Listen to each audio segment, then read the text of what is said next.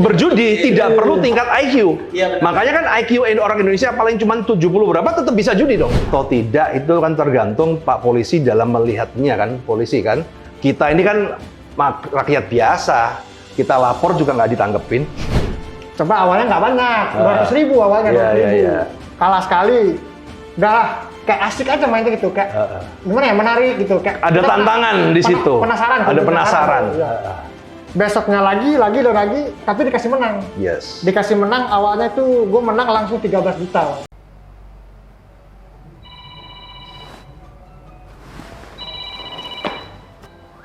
Halo. Waalaikumsalam. Kenapa, Brats? Apaan? Minjem dulu 100. Lu kan kaya, Brats. Ngapain lu minjem 100 ke gua? Problem apaan? Sini lu datang aja dulu cerita. Ya udah. Lu datang sini ya. Gua tungguin nih. Oke. Waalaikumsalam.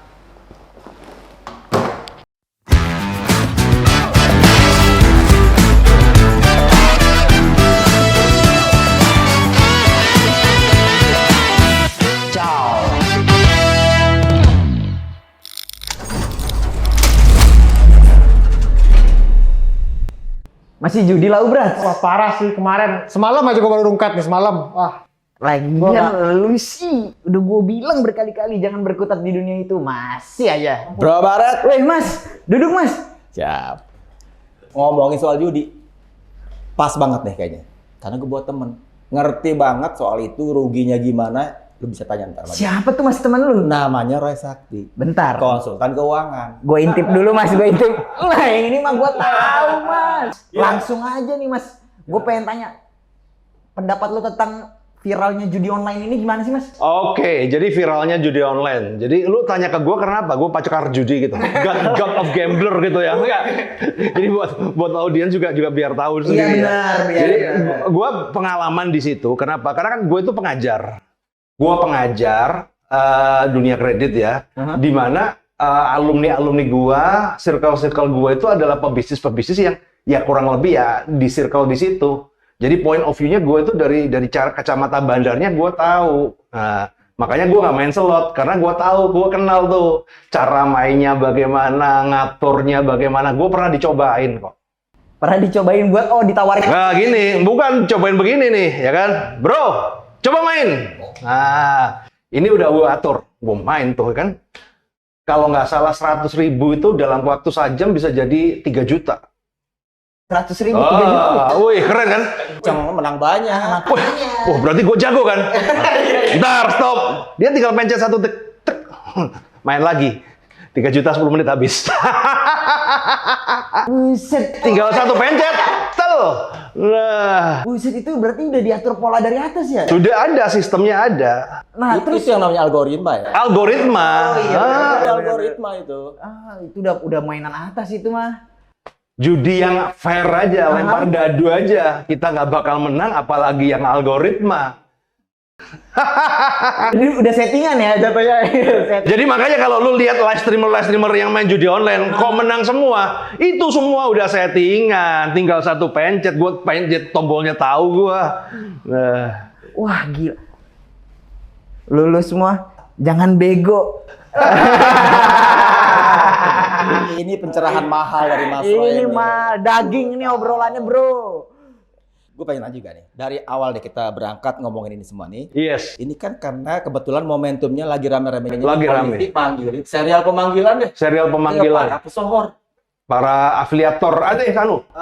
Kemarin Amanda pesohor kan? Influencer. Kalau influencer masuk penjara. Oh kan bro, ini ngomong pesohor. Kalau artis jadi duta. Kemarin ada Amanda Manopo. Iya. Sebelumnya mungkin Cuki Cupita. Iya. Ada Yuki Kato. Yes. Terus yang rame sebelum itu tuh Bulan Guritno. Iya. Semua tahu dong. Ada dramanya lagi pakai sakit yang bisa datang dulu. Akhirnya datang juga kan. Iya. Barreskrim, Mabes Polri. Di situ kemudian Ya kebanyakan biasalah ketika wartawan nanya, Ya. ya aku nggak tahu kalau itu judi online. Oh, Kan oke. dugaannya kan karena keterlibatan Yes. mempromosikan judi online kan, itu para pesohor itu kan. Karena mereka punya modal sosial, dikenal orang, berharap apa yang diomongin diikutin tuh sama orang di luar sana. Padahal ini indikasinya judi online yang dipromosikan situs-situsnya kan. Kalau menurut Mas Roy, Iya. emang seberapa efektif sih kalau para pengelola judi online itu pakai pesohor artis-artis kayak gini? Bukan yang kelas yang influencer Oke, ya. oke, oke, Kelas oke. berat ya orang kan tahu di Jadi, gue pengen komentar satu ya, boleh ya? Gue cuma pengen tahu nih, ini orang tuanya artis-artis yang nggak tahu judi online tuh ngajarin apa sih? Enggak, ini kan artis-artis kan dia nggak tahu judi online. Itu orang tuanya nggak ngajarin apa gitu loh. Gue cuma nggak tahu itu kan. Aneh kok pura-pura nggak tahu itu kan. Itu belajarnya di mana itu? Mungkin itu Mas, pura-pura nggak tahu. Nggak mungkin nggak tahu. Nah, jadi kalau kita berbicara dari situ, tadi apa tadi lupa gue. Seberapa efektif? Seberapa efektif sih Oh, oke. pakai Jadi kan begini, pesohor ini ada produk, ya, ada produk, ada customer. Maka kan mereka memerlukan jalur pemasaran. Nah, bagaimana cara memasarkan di Indonesia ini? Pemasaran yang paling efektif adalah dengan menggunakan influencer-influencer, terutama artis. Orang yang dipandang sebagai masyarakat adalah wah. Karena kalau orang miskin suruh mau promoin siapa? Lu, betul kan? Benar. Tapi kalau artis, kan ada namanya persepsi. Makanya artis-artis, kalau yang cewek-cewek, yang buat promosi judi online, pasti supaya ada asosiasi. Ya kan, ada asosiasi di situ, ya kan, pasti menarik apa segala. Dan itu menjadi satu-satu cara untuk mendistribusikan produk judi online ini ke masyarakat. Nah, kemudian rame lah, ya kan. Kalau dulu kan kita berbicara tahun 2021, mungkin sebelum zaman kasusnya Sambo, itu kan before. Jadi kalau kita berbicara promosi online, judi online apa segala, kan ada before Sambo dan after Sambo. Ya, mungkin kalau pas before Sambo itu mungkin, ya kan. nggak nyangka Sambo masuk di sini, penting banget ya. Iya, ya kan ada kan gitu kan. Jadi kan chapternya kan chapter before Sambo sama after Sambo. Nah, kalau yang mempromosikan dari 2020 apa segala itu mempromosikan mungkin dikiranya ini aman, ya. Nggak apa-apa kan cuman di game online. Mungkin dia nganggap bahwa orang Indonesia itu bodoh. Oh, bilang aja game online, kan nggak mungkin judi juga, padahal judi gitu loh. Orang nggak mungkin ngelaporin, ternyata sekarang dilaporin. Nah, mungkin seperti itu. Tapi kan aku nggak tahu, karena aku nggak terima promonya. Sebenarnya masih ada keterkaitan nggak antara kasusnya Indra Kents sama promosi judi online di tahun 2021 itu? Jadi gini, kalau kita berbicara keterkaitan tuh semua itu pasti akan terkait, ya. Semua itu adalah sebab dan akibat, ya. Ketika era pandemi, kita berbicara era pandemi, di saat orang di rumah semua nggak punya duit, kan bingung kan? Mulai zaman flexing. Oke. Indra Kents itu membuka satu pintu bahwa flexing itu adalah cara yang tepat untuk marketing. Pamer ya. Pamer ke harta, pamer apa, ya. Itu adalah membuka satu pandangan masyarakat adalah bagaimana memasarkan suatu produk dengan cepat dengan cara flexing. Nah, itulah akhirnya kan itu mulai diikutin. Kalau yang kasusnya Indra Kents itu kan kayak investasi bodong ya. Iya. Tapi kan ini juga sejalur ya kan, sejalur juga. Akhirnya kan pihak judi online. Jadi gini, sebenarnya kalau tahun 2020 jadi bedanya gini ya. Dulu judi online itu sebenarnya sudah ada. Gua tuh pernah main di tahun 2010. Cuman bedanya dulu itu kalau kita main situs bola, kita mau pasang taruhan bola, kita harus ke situs A untuk depo. Kalau kita mau main slot, kita harus ke situs B, depo. Nah, tapi kemudian mulai dengan kemajuan teknologi ada yang namanya engine. Apa tuh anjing? Ya, yang namanya engine itu adalah kamu depo di satu tempat, tapi bisa bermain di banyak situs. Dan kemudian paket ini dibisniskan, difranchise-kan. Akhirnya merebak para pengusaha judi online. Jadi lu ada paket bisnis judi online. Lu tinggal bayar 200 juta, lu dapat engine-nya, lu bisa ciptakan website apa segala. Nah, mulailah menjamur. Nah, sebelum kita terlalu jauh nih Mas, Heeh. gue pengen kenalin dulu nih temen gue nih Mas, ke lu Mas. Iya. Ini orang udah gue Halo. bilangin berkali-kali Mas, jangan masih aja berkutat di situ Mas. Parah sih, parah. Ujung-ujungnya Mas, AC jadi bisa masuk dompet, Iya. kulkas bisa masuk dompet. Semua itu lari lagi ke atas buat depo Mas. Ah. Lu kepengaruh artis-artis itu ya? Yang promo-promo itu. Uang Nah, segini bisa jadi segini, uang segini jadi segini, kita kayak keinginan itu ada lah pasti. gimana Mas tanggapan lu Mas tentang Ini banyak terjadi, ya banyak terjadi di masyarakat sekarang. Kenapa udah tahu jelas-jelas dibohongi tapi tetap masuk?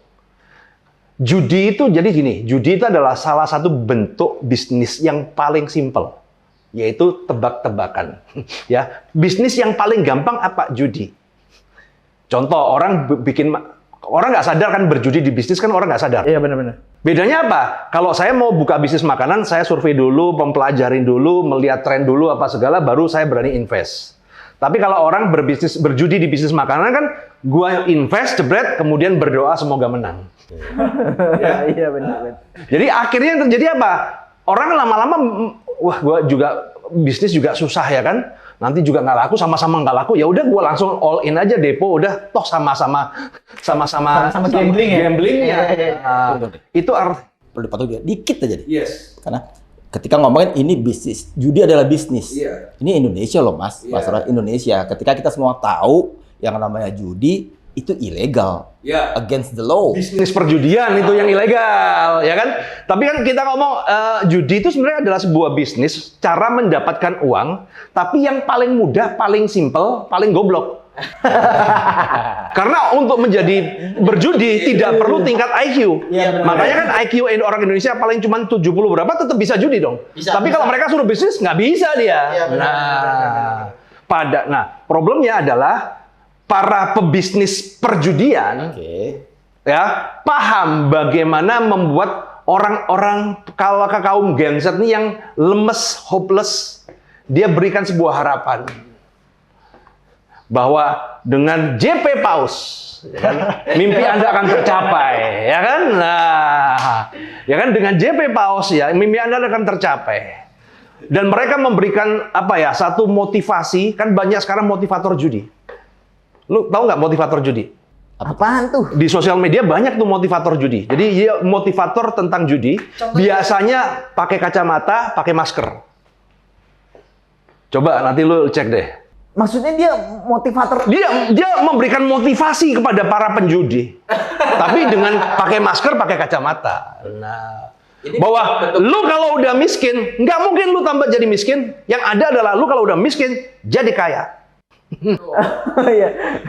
Ini bisa disebut bentuk kreativitas baru kan ini? Ya ini pinternya orang marketing ya. Akhirnya gini, ketika sesuatu dilarang kan timbul kreativitas. Nah, itu dia. Ketika judi itu dilarang dengan format menyampaikan langsung seperti yang era Before Sambo, mulailah muncul kreativitas baru para pebisnis judi itu bagaimana memasarkan perjudian ini. Salah satunya adalah dengan akun-akun gosip yang dikasih cap. Oh iya benar. Ada stempel kan? 168, 888, apa segala. Nah, itu kan jelas-jelas promosi judi. Emang bener gue pernah baca Mas, kreativitas itu berangkatnya dari keterbatasan rata-rata. Problemnya yang belajar tuh pengusaha judinya. Nah, yang jadi korban ya Anda-Anda ini. Dan itu udah masuk wilayah ranah hukum pidana dong. Harusnya, tapi kan undirect ya, tidak langsung gitu loh. Jadi masih kadang-kadang orang itu masih antara iya dan tidak ya. Tapi kan kembali lagi ya, masalah pidana atau tidak itu kan tergantung Pak Polisi dalam melihatnya kan, polisi kan. Kita ini kan rakyat biasa, kita lapor juga nggak ditanggepin.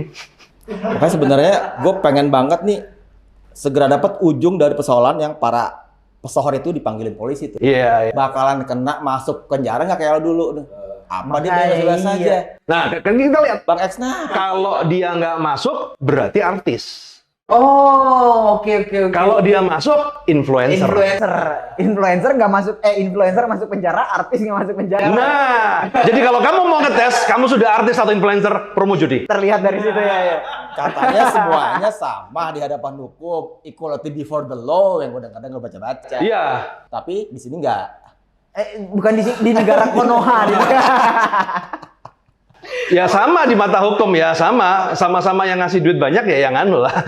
Sebelum kita ngomong yang lebih jauh lagi nih, Yes. lagi dan lagi gue ngomong kayak gitu, gue pengen tanya dulu, gimana sih pengalaman lu, Van, dari awal main judi, terus suka dukanya, biar kita bisa kritisi nih, apa sih nih, kenapa nih dia kira-kira? Coba Van, ceritain dari awal lu bisa terjebak di dunia itu. 2020 sih awalnya gue main judi. 2020, oke. Pas awal-awal corona. Oh iya, pandemi ya, oke. Pandemi gue usaha gue online shop. Jadi kayak usaha gue naik deh karena orang gak boleh keluar kan, jadi di rumah. Jadi usaha naik, uang banyak nggak tahu mau dikemanain. Keluar nggak bisa, ke mall nggak boleh, jalan-jalan nggak bisa. Jadi setelah Mica juga nggak bisa ya waktu itu ya? Hah? Mica juga nggak bisa ya waktu itu ya? Kebetulan kayak dekornya dulu. jadi nggak tahu mau kemana, iseng dari info dari teman ke teman. Oh, oke. MLM. Nah, Mulut lewat mulut. main ke rumah, lu lagi main apaan bro? Weh, di kemarin gue menang nih segini nih. Oke. Lu coba deh bikin, kayaknya kalau bikin akun baru kayaknya gacor nih. Coba awalnya nggak banyak, 200.000 awalnya, 200.000. Iya. Kalah sekali, udah lah, kayak asik aja main gitu, kayak gimana ya, menarik gitu. Kayak Ada kita tantangan di situ. Penasaran. Ada penasaran. Iya. Besoknya lagi, tapi dikasih menang. Yes. Dikasih menang, awalnya itu gue menang langsung 13 juta. Wow. Dari modal? Dari modal 300.000. Wah. Dari situ langsung naik terus ya, kayak kalau gue dijumlahin menang-menang ada kali 30 jutaan gitu. Dengan modal segitu di WD ditinggalin terus diputar lagi gitu, naik. Tapi setelah itu jangan harap. 30 juta kita minus jadi di kita. Minusnya lebih banyak daripada 30 juta ya? Parah banget, sampai usaha gua hancur nih. Barang-barang kejual, wah hancur semua deh. Ini algoritma yang rekayasa tadi ya Mas. Jadi gini, ini adalah salah satu algoritma yang memang basic marketing. Jadi gini, orang itu selalu mengingat yang pertama. Ya ingat ya. Bener banget. Nah, yang pertama kali mendarat ke bulan siapa? Neil Armstrong Pasti tahu. Yang kedua, enggak tahu loh. Betul. Pacar pertama pasti ingat. Ingat tuh. Pacar kedua, ketiga udah mulai kabur kan. Jadi orang itu selalu ingat yang pertama. Itulah kenapa kalau judi itu pasti pertama kali dikasih menang, dikasih orgasme. Iya benar-benar. Nah, begitu dia udah kena ke orgasme, setelah itu dia kalah berkali-kali pun itu istilahnya kapok-kapok lombok. Dia akan terus mengingat itu terus, yang diingat yang begitu. Dan itu sudah itu psikologis yang bawah sadar, dan itu memang sudah pola yang ditetapkan mereka mempelajarin human behavior anak muda ya kan, apalagi ketika lu bisnis sudah bagus, kemudian tiba-tiba mulai ada kendala, lu mengingat yang 30 juta itu kan susah. Makanya itu memang menjerat secara. Jadi mereka itu mempelajarin master marketing. Jadi kalau belajar marketing itu sebenarnya sama para pebisnis judi ini, ilmu marketingnya jago. Bagaimana dari orang yang tidak mau, tidak suka bisa menjadi kecanduan, keinget terus apa segala. Wah. Nih, Ovan barusan kan bangkrut jadinya kan? Iya. Blaksak lah, amsyong dia kan. Tapi rasanya ini bukan cerita yang paling buruk yang pernah kita dengar. Enggak. Orang main judi bisa lebih macam-macam lagi. Ada kayak bunuh diri, siapa bunuh-bunuhan, gitu kan. Ada efek-efek sosial yang benar-benar mengerikan. Dan sekarang akhir-akhir ini memang meletup, efek sosial tuh udah mulai meletup. Artinya apa? Sebenarnya masalahnya terjadi beberapa ya setahun 2 tahun terakhir ini. Benar banget. Cuma kan ini mulai efek sosial meletup, memang udah nggak bisa ditampung lagi. Udah nggak bisa dibendung lagi ya. Teman-teman lo ada yang lebih parah dari lo, Pak? Sampai maling. Wah, tuh dia. Bongkar rumah nih, Nah. rumah kosong ya. Hanya buat depo, besok nyetek habis lagi. Enggak, itu temen lo apa lu nih? Gue males kalau temenan sama lu kayak gini nih. Gue nggak bisa nih kalau temenan kayak gini nih. Enggak, kita Ya, yang nakal maling, setengah nakal minjol. Nah, benar. Tapi kalau pinjol nggak kehitung sih. Pinjol 200, 300 sampai 1 juta itu untuk depo. Oh, lu sempet sampai pinjol-pinjol gitu? Sempet dong. Nggak Nah, ini nih dong. Mas nih. Nah. Yang sempet gue baca juga. iya, Judi online sama pinjol itu duet maut. iya, Racikan terbaik ya. Ngeri. Yang satu lagi akan jasa. betul. Karena begini kan, ketika kita masuk di dalam fase berjudi kan kita tuh adrenalin kita kan terpacu.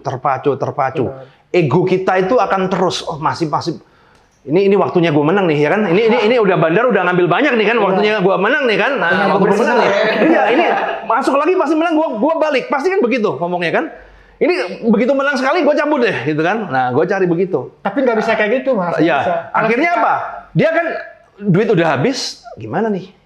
Oh, tinggal foto KTP kan. Nah, sekarang kan ada magic kan foto KTP ya. Tiba-tiba ada uang kaget.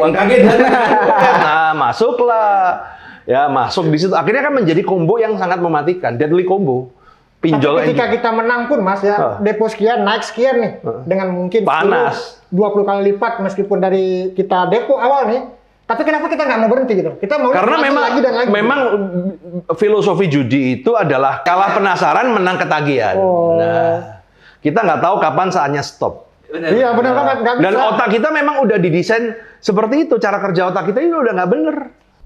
Nih kasus satu Yovan, tapi kalau baca, ya mudah-mudahan nggak salah yang gue baca nih. Iya. PPATK, Pusat Pelaporan dan Analisis Transaksi Keuangan, itu rilis data tahun 2022. Nominal nilai transaksi dari judi online 69 triliun, bro. Buset. 69 triliun. Wah, perputaran. Nanjak dari tahun sebelumnya. Jadi makin tinggi terus. Udah adit yang 2023? Coba Mas kasih data. 200 triliun. Duh, banyak dari 69 tuh. Ini yang PPATK. PPATK menjadi 200 triliun. Gila. Lu bayangin 200 triliun kalau udah bangun IKN udah selesai itu udah. Itu dari judi online doang gitu ya? Iya, perputaran uang dari judi online berdasarkan laporan PPATK. Berarti itu duitnya kemana? Kesini juga, balik lagi kita juga apa keluar? Nah, ini problemnya penting. keluar. Nah, ini dia. Inilah sebenarnya yang menyebabkan salah satu faktor ya, ekonomi sepi apa segala. Karena gini, kemarin di survei ya, ada data gue ngambil dari kawan gue, Ferry Irwandi, bahwa 90% itu yang depo di bawah 100. 100.000. Itu adalah pemainnya 90%. Itu sih, oh menengah ke bayangin, bawah ya? banyak orang bisa 100.000 doang. Nah, ini yang terjadi adalah apa? Akhirnya apa? Ini yang membuat ekonomi kita sekarang itu sepi, bukan masalah TikTok, masalah apa? Salah satunya ini kan kankernya di sini. Karena bedanya apa? Dulu kita punya uang 100.000 nih, punya uang 50.000, ya ngopi lah. Ngopi ke tempat teman kita, makan di warung, uang ekonomi berputar. Ya, muter duit. Sekarang 50.000, 100.000 depo. Duitnya keluar pula. Melenyap. Iya. Karena servernya di luar dan pelakunya juga di luar. Oh, pantesan Menteri Kominfo Budi Ari Muni, kita nyebutnya Muni karena kebetulan kenal Muni nih. Pernah punya gagasan yang kemudian rontok lagi karena ditentang publik kan. Pengen majakin judi online. Iya, judi online. Karena daripada nggak dapat apa-apa, uangnya keluar semua, Iya, benar. dipajakin aja. Kan ada kebagian juga gitu kan. Jadi kalau seperti itu memang gini. Teori diperkosa. Iya, kalau nggak bisa ngelawan cobalah menikmati ya. Nah, cuman masalahnya ini juga bukan masalah perkosaan, ini masalah nasib satu negara ini kan. Akhirnya konteksnya sangat kacau balau ya. Sebenarnya itu kalau secara simpelnya sih kayak gitu, itu shortcut lah. Cuman kan Plus minusnya deh, Mas. cuman kan problemnya. Jadi problemnya gini. Saya nggak belain ya. Kenapa Pak Menkominfo itu berbicara situ? Karena ada parameter wacana. Aku juga yang salah satunya pro dengan judi legal. Tapi kan problemnya begini. Yang ketika kita lihat masalah sekarang ini, kita harus tahu judi itu ada segmen menengah ke atas, ada segmen menengah ke bawah. Nah, gue pro judi legal maksudnya apa? Lu bangunlah kasino daripada gue ke Singapura, ke Malaysia, ya kan lebih baik gue buang duit di sini tuh, ya. Nah, tapi itu kan segmen judi luar negeri, istilahnya kelas menengah ke atas. Nah, tapi problemnya yang sekarang yang judi-judi online itu kan menengah ke bawah yang deponya di bawah 100. Yang tadi cuma modal 100.000 bisa depo gitu kan, yang tadinya harusnya buat beli makan gitu. Buat hidup besok Sekarang, lah ibaratnya ya. Lu beli rokok aja masih menyejahterain lo ya. Lu beli rokok aja kan masih ada pabrik rokok yang menghidupin banyak karyawan lah. Lu depo judi, karyawannya paling cuma 10 orang. Itu juga di luar ya. Di luar. Nah, jadi begini. Kita berbicara ini, kita berhadapan dengan makhluk yang berbeda. Judi yang dimaksud di zaman era Pak Ali Sadikin itu adalah judi offline. Di mana tempatnya di luar dalam negeri, pelakunya dalam negeri, apa segala bisa diatur. Sama kan prostitusi kan daripada lu keleleran, gue dianu aja, memang gitu. Nah, tapi problemnya sekarang ini adalah kita berhadapan dengan kejahatan yang cross border. Transnasional. Ya, sekarang ini servernya di Kamboja, ya kan? Korbannya di Indonesia. Nah ini nggak bisa. Memang ada harus menciptakan sebuah sistem baru. Nggak bisa. Kalau dilegalkan sih ya tambah hancur lah, yang terjadi adalah tambah hancur. Tapi kalau melegalkan untuk satu pulau jadi kasino untuk devisa untuk khusus orang kaya, itu beda kasus. Gue dukung sih kalau kayak gitu-gitu. Itu kayaknya pernah tuh zaman Gubernur Jakartanya Sutioso ada wacana itu dilempar ke publik dulu buat nangkep opini, tapi kemudian dia ukur-ukur resiko sosial politiknya, nggak kuat dia tanggung, akhirnya itu nggak jadi direalisasi. Karena kan setiap pemimpin itu kan mendapatkan suaranya dari rakyat. Nah, isu-isu masalah melegalkan judi, ya, melegalkan sesuatu yang ganja, ini kan isu yang akan sangat mudah digoreng oleh lawan politik. Itulah kenapa jangan pernah berharap judi itu legal, agak ganja itu legal, karena siapapun yang mencanangkan isu itu akan habis. Tapi kayaknya wacana memajakkan itu judi online kayaknya hilang deh. Hilang deh. Kayaknya ya itu nggak pas banget sekarang. Iya, benar-benar. Gitu kan? Gue yakin kalau itu kasusnya kan Menkominfo kan lagi ngobrol-ngobrol ngopi gitu. Sekarang kan orang nggak sadar kayak kita ngobrol gini nggak ada kamera gitu kan. Itu jadi akhirnya jadi di spotlight gitu kan. Nah, ya kalau kita kan kayak ngomong kayak gini kan sayangnya kita bukan pejabat, kita influencer kan, enak gitu. Coba kalau gue pejabat, wow langsung digoreng gitu. Bentar, influencer apa artis nih? Influencer. Masih bisa masuk penjara. Iya masih bisa masuk penjara. Mas, gue pengen tanya nih sama temen gue. Hal paling gila yang pernah lu lakuin gara-gara judi itu apa, Brats? Sampai jual mobil sih. Sampai jual mobil. Jual mobil itu kayak udah pusing karena uang untuk kehidupan berlangsungan hidup tuh habis gitu. Jadi mau nggak mau apa ya barang yang bisa diuangkan kita ya sekolahkan dulu lah. Ginjal masih aman kan? Masih belum ada operasi ya. Rencananya sih dia mau jual ginjal. Gue dengar karena kalah nih semalam, dia pengen jual ginjal dulu. Minta gue lagi yang bayar. Ortu gimana lihat lu begitu? Ya kebetulan kita kan nggak sama ortu ya, kita tinggal sendiri. Ortu di kampung, kita di sini. Jadi kita ya baik ya, kita berkabar dengan kabar baik-baik. Gitu loh. Jadi kita nggak tahu kondisi kita gimana, entah makan. Pernah sampai minjam duit, yang kalanya kita banyak duit nih, orang minjam duit kita nggak percaya, emang lu punya duit. Gitu, minjam cuma 100 ribu pun kayak beli rokok 50 ya. Wah, coba lah gue depo, siapa tahu jadi 5 juta. Hayalan babu. Parah sih emang kayak psikis banget sih. Minta terus. Nggak Karena perlu memang gitu. kalau secara logik ya kan, gimana caranya lu 50 ribu jadi 5 juta dalam waktu nggak sampai 1 hari? Logiknya lo ya? Ya berjudi pasti. Nggak mungkin lu bisnis kemudian jadi seperti itu. Iya benar-benar. Nah, itulah kadang logik seperti itulah yang akan dipakai. Karena apa? Saking putus asanya kita itu terhadap penghasilan. Satu, putus asanya kita terhadap penghasilan, ditambah begitu kita buka sosial media, para artis, pejabat, kaya-kaya, flexing, itu kan menambah. Iya, jadi ini menambah, aduh, enak banget mereka ya. Nah, apalagi yang afiliator judi, kok enak banget ya beli motor, beli ini apa segala, itu menambah gitu loh. Sebenarnya orang nggak punya duit kalau nggak kelihatan kayak gitu aja juga mungkin nggak bakal untuk memotivasi. Jadi ini sebenarnya masalahnya benar-benar kompleks. Mas, bentar. Gue pengen nanya. Jadi kan gue sebagai penggemar game online ya. Iya. Gue sering banget nih nonton orang streaming, terus dia di donate sama orang. Sawer. Iya, disawer. Dia disawer, tapi yang nyawer tuh 96 slot 69 atau nah, yang kayak gitu-gitu kok masih lenggok bebas ya. Karena tidak pernah disorot. Tapi market dia luas loh, masa nggak pernah disorot? Nah ini akhirnya kan baru akhir-akhir ini kan mulai tersorot yang seperti itu kan. Jadi gini, sebenarnya banyak kejahatan yang ada, tapi kan selama tidak terlalu keterlaluan, ya oke lah. Kita kan kadang-kadang kita lihat spa dilarang berbuat asusila, kan kenyataannya tempat asusila. Iya benar. Tapi kan kita nggak terlalu, karena kan memang nggak. Cuma kan kalau kita lihat sampai sekarang ini kalau mulai ada pergerakan, jadi sebenarnya kan ini kan adalah cara masyarakat ini udah enak dengan namanya judi, bener-bener udah diuntup-untup, ya akan istilahnya udah goyah. Karena judi itu dari zaman dulu tetap ada, tapi kan selama apa yang underground stay underground, ya udah biarin aja. Tapi sekarang ini yang kan yang underground-nya udah penuh nih, dia udah mulai muncul dan kita ini sebenarnya sebagai masyarakat udah bener-bener udah enek nih, udah di ujung tuh. Mas Roy, kita kan punya perangkat hukum, Yes. kan? Ada instrumennya juga, Ya. kan? Malah patroli siber ya, kita Iya. bilang. Siber tuh kan dilakuin tiap hari. Yes. Polisi iya, Kemenkominfo iya, kejajarannya kan. Kalau ngomong-ngomong instrumen hukum kita, Ya.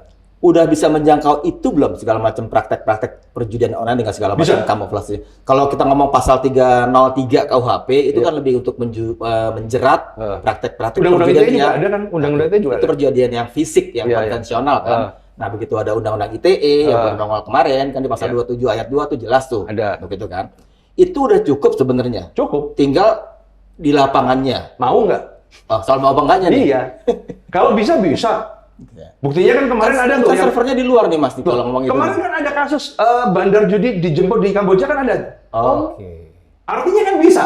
Oh iya benar. Ada kan yang ada polisi ke Kamboja sampai jemput bandar judinya sampai dibawa ke sini penjara. Artinya kan bisa. Iya benar. Itu kerja sama Interpol kali ya? Apa Iya, artinya National kalau Crime? dia mau bisa. Bisa. Masalahnya kenapa kok nggak mau? Sama aja kayak orang yang nanya gimana sih cara berhenti judi? Ya sebenarnya berangkat dari kemauan ya masing-masing. Iya. Semua itu kembali ke kemauan masing-masing.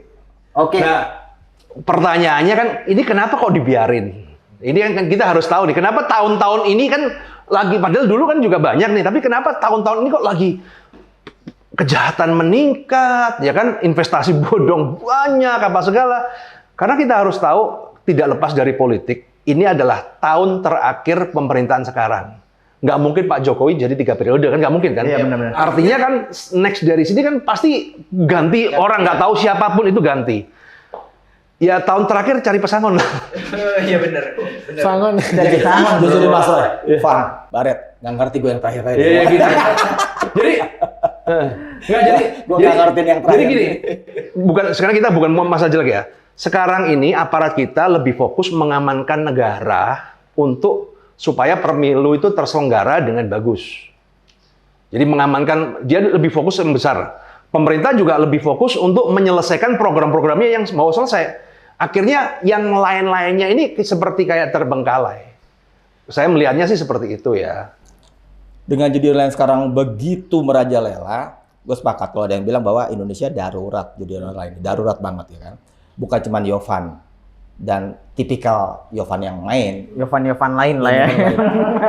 Kan sampai Juli kemarin kalau nggak salah Cinta Mega, anggota DPRD DKI Jakarta. Candy Crush bos, Candy Crush itu. Lihat. Dia bilang itu game slot. Kalau sampai dipecat, kalau itu Candy Crush pasti dipecat sama partai. Gimana? Itu Candy Crush berduit kali. Maksudnya ya strata sosial itu udah nggak lagi jadi batasan yang main di judi online dari yang ya itu kan udah jadi anggota DPRD, Artinya kan dari gini. top elit politik sampai yang 100.000 anak kecil juga bisa gitu yang dikasih uang jajan 100.000 bisa main depo dia udah. Tapi kan. depo sekarang 20.000 udah bisa. Nah lebih gila lagi. 20.000 masih bisa sih. 20.000. Dan dikasih daya tarik untuk misalkan ada cashback 10% atau 20%, dan 20.000 kan lumayan ada 50 gitu misalkan. Jadi kita depo 20.000 kita bisa muter. Jadi gini ya, gue kasih tahu. Jadi afiliator judi online itu dia itu dapat komisi, ya. Komisinya dihitung dari kekalahan member. Jadi mereka yang sebar link-link itu kan, nah nanti kan ada orang depo berapa, misalnya total depo 10 juta. Nah nanti yang menang berapa? Menang 1 juta, berarti potong. Dari yang 9 juta mereka dapat sekitar 10-20% dari situ. Tunggu nih, gue pernah baca tentang ya sebut aja lah arsitektur atau ekosistem judi online. Yes, Salah satunya stakeholdernya adalah iklan. iklan. Promosinya Yes. itu. Yang keduanya tentang situsnya, kunjungan ke situs. Iya. Dan ketiga tentang payment, tentang pembayarannya. Dia tadi udah dibahas banyak nih sama Mas Roy nih tentang iklan itu, si pesohor, si influencer gitu kan. Ya, jadi paham nih, agaknya pas nih teori tadi sama cerita realitanya. Gitu kan. Yang kedua tentang situs. Ternyata kalau dibaca-baca banyak banget situs judi online atau konten-konten judi online yang masih nebeng numpang di situs-situs resmi pemerintahan kita. Iya, karena nggak kerawat di hacker, begitu lo buka di Google engine site slot .go.id itu keluar tuh. Punya Pemda mana, tapi diklik itu ada tuh penawaran game slot segala macam. Itu banyak banget. Ribuan masih bentuknya. Nah, itu kenapa bisa terjadi tuh Bang itu? Apa karena perawatan keamanan situs itu yang begitu lemahnya? Ya itu, karena rapuh. Oh, yang ribuan situs pemerintah disusupin. Iya. Disusup sampai sekarang. Kan sampai sekarang kan ibarat kata kan pemerintah itu jadi gini, pemerintah membuat situs pemerintah itu kan disuruh buat pencitraan, bukan untuk sebagai media dalam berkomunikasi dengan rakyat. Akhirnya setelah dibuat, ya kan kemudian buat pajangan doang. Atau sosial media cuma dipajang cuma buat pamer pencitraan doang. Gue baca alasannya agak-agak gampang dipahami karena situs-situs itu dibuat berdasarkan penganggaran. Dan anggaran itu kan terbatas kita tahu kan. Jadi ketika kerja sama pihak ketiga, alih daya outsource gitu kan, sama developer situs-situs itu, ketika kontraknya habis, ya sudah. Perawatannya udah makin nggak keruan. Gampang kemudian disusupi oleh konten-konten atau situs judi-judi online itu. Oke Mas, last nih sebelum penutupan. Yes. Kasih satu kata-kata buat masyarakat ini supaya mungkin jera atau mungkin supaya petinggi-petinggi bisa ngeberantas. Pokoknya kasih satu kata-kata, satu kalimat, dua kalimat supaya buat membuka mata masyarakat dan mata petinggi di Indonesia. Ya sekarang begini, judi online itu bukan masalah aku, kamu apa segala, ini masalah negara. Kan nggak lucu juga Indonesia resesi gara-gara judi online itu kan bisa memalukan di mata dunia bener. Artinya ini bisa diselesaikan ketika rakyat dan aparat dan pemerintah bersatu padu dalam memberantas. Sekarang ini kan problemnya kan pada pisah-pisah sendiri kan gitu loh. Nah, problemnya adalah ya yang pemerintah lagi sibuk ngurusin pemilu, aparat ngurusin kasus video porno. Ya betul ya. Ya kan begitu kan? Video masyarakatnya masyarakatnya sibuk sama urusan pinjol dan ini sendiri kan, nyari masalah sendiri-sendiri. Kadang udah terlanjur ketipu lah walaupun ketipu main judi online sampai babak belur gitu secara ekonomi gitu loh. Jadi gimana? Apa harus dikasih literasi yang benar? Gimana cara tentang digital? Kata kuncinya adalah jadi gini. Kalau kita berbicara kata kuncinya itu harus ada penegakan hukum supremasi yang benar. Berantas judi online itu kan sama dengan berantas narkoba dong. Iya benar-benar. Lu masih ada nggak influencer ataupun artis yang mempromosikan narkoba? Kagak ada kan? Soalnya judi online masih tidak pidana ringan. Ada satu ngomong, gua pakai sabu, langsung besoknya dapat loh. Nah, kenapa nggak judi seperti itu? Karena judi online masih tidak pidana ringan kali ya, makanya orang masih pede-pede aja gue promoin. Orang paling gue juga tangkap seminggu 2 minggu kalau gue yang keluar. Jadi bisa dibilang nggak segala yang dilakukan katakanlah Kementerian Kominfo itu kan tiap hari itu ngeberangus, mau nutup, memblokir situs judi online. Tapi kan ya mati 1 tumbuh 1000 kan, kayak begini kan. Ditutup satu besoknya dengan nama lain karena ada anonimitas itu kan. Jadi gimana tuh? Secara teknologi mungkin nggak sebenarnya gini, kan problemnya kan Menkominfo tidak bisa bergerak sendiri. Polisi juga tidak bisa bergerak sendiri. Kemudian yang lain, sebenarnya yang bisa itu ya pucukan negara, pimpinan negara. Ketika dia ngomong detail, semua instansi akan selesai semua. Cuma kan problemnya kan ini udah terakhir. Itu dirijennya ya buat mengorkestrasi pemberantasan judi online Indonesia dari berbagai pihak. Karena dari satu itulah yang nanti bisa memerintahkan semua untuk bersinergi. Cuma kan sekarang kan, ya makanya saya ngomong 2023 mau nggak mau ya ini kan akhir pemerintahan sekarang. Nah semoga nanti ketika pemerintahan yang baru siapapun itu yang datang ya baru bisa ini menjadikan concern pertama kali yang harus diberantas. Oke, nah ini kan kita udah ngomongin soal gimana cara ngeberantas. Nah, Brats, tolong lu kasih tahu ke orang-orang di luar sana, berantas udah. Kapoknya, biar kapok nih gimana sih, kasih tahu nih. Nggak bisa dikasih tahu. Gimana kasih tahu kesedihan lu biar orang-orang nggak pada ikut. Saran gue sih udah cukup. Nggak perlu lagi judi online. Orang itu kalau dilarang malah ngelakuin terus. Jadi kalau kita nggak bisa bina, ya udah biarkan binasa lah. Iya benar. Habisin semua deh sampai lu hilang ginjal satu, baru lu pasti stop lah. Karena lu larang-larang percuma. Gimana Van? Terusin tuh. Kasih paham Pak. Menurut gua nggak usah depo deh. Kalian-kalian yang pada nonton ini nggak usah depo deh minimal. Kalian makan beli rokok udah cukup. Nggak usah berharap uang 50.000 jadi 2 juta dalam sekejap, nggak. Mungkin lu sekarang dikasih, besok lu habis. Minus pasti, nggak mungkin plus. Nggak ada orang yang kaya karena judi itu, nggak ada. Yang kaya tetap bandar bro. Iya benar. Iya, Satu pesen gua, jangan bego.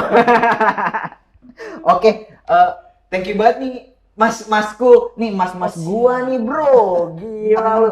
Kurang jelas apa? Langsung aja ntar gua kabarin ke mas gua kalau emang lu pada ada yang sesuatu pengen ditanyain, lu masukin aja ke komen. Nah, ini kawan gua nih. Agak bego, cuman tetap kawan gua. Judi online dilakuin, duit jin dimakan setan. Oke, thank you banget nih masku, thank you banget bratsku. Thank you banget udah mau mampir ke Bang X Napi. Gengs, kalau lu ada yang mau nanya, masih kurang jelas, lu tulis di kolom komentar, nanti langsung gua tanyain ke mas gua. Kalau lu pengen tahu pengalaman Ovan yang sedih-sedih supaya lu nggak main judi, lu tulis juga di kolom komentar, nanti langsung gua spill ke lu pada. Selain komen, lu jangan pada lupa untuk like dan subscribe. Nonton sampai habis biar lu nggak salah persepsi. Stay tune terus di Bang X Napi yang tayang di Diskursus.net. Ciao.